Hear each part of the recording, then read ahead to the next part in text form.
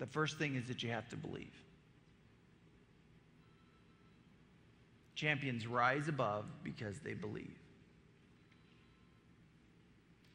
I remember when I first came back from the hospital after breaking my neck, I started going back to high school, and I could only go back to a couple periods, and so I think I picked like choir and gym because I was really academically, motivated.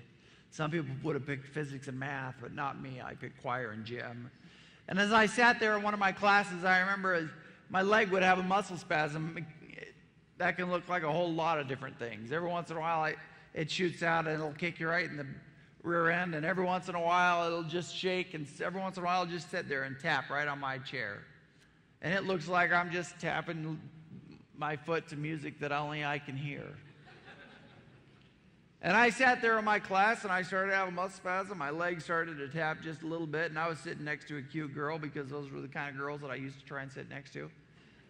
I used to have to get stuff out of my backpack, and I thought sitting next to a cute girl, asking her to get stuff out of my backpack was a good way to sit next to cute girls because I kind of need a little help in that department. But I would sit there, and as I was sitting next to this girl, she looked at my leg, and it was tapping, and this was something that I had seen happen 1,000 times, so I wasn't thinking anything of it. She looks at my leg tapping on my wheelchair. Her eyes get as big as saucers, and she jumps out of her chair, and she says, "He's healed!" And I'm thinking, wow, who's healed? And the whole class turns around and they look at my leg and they all jump up and "He's healed!" And they're ready to do the dance of healing.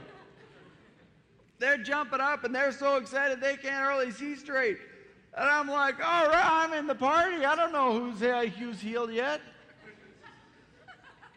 Finally, I figured out who they're talking about, and I'm like, whoa. And so I pulled this girl in the back, and I said,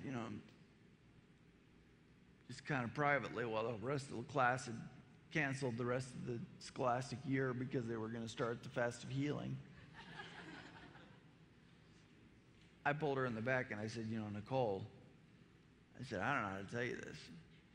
I mean, because you're a nice person, and this is not because I'm not, no. And I remember just watching the red in her face just go, she just was, I knew that. And I said, Nicole, I said, I don't know somebody's got to tell the class, and it's not going to be me, so you can figure out I don't know who else is going to be, but it ain't me.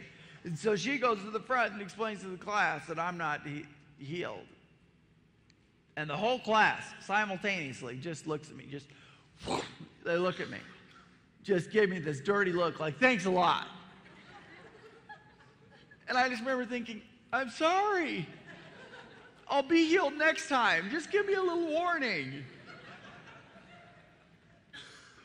I remember as I drove home from school that day, how I was laughing in my heart and how wonderful I thought it was. And as I pulled into my driveway, it hit me what I thought was so special about that day. Nicole believed. She believed that I could be healed. And then she did something that only champions do. She had the courage to act on her beliefs. There are a lot of people in this room who are going to walk out that door believing in what's been said here today. There's a lot of people who are going to walk out of that door believing in this product, in this company, in this system. My question to you is, do you have the courage to act? That's when you gain power. You gain power when you act on your beliefs. I don't care what you believe in. I don't know what it is. Spiritually, emotionally, with your family. Act. You have to act. Champions believe, and they act on those beliefs.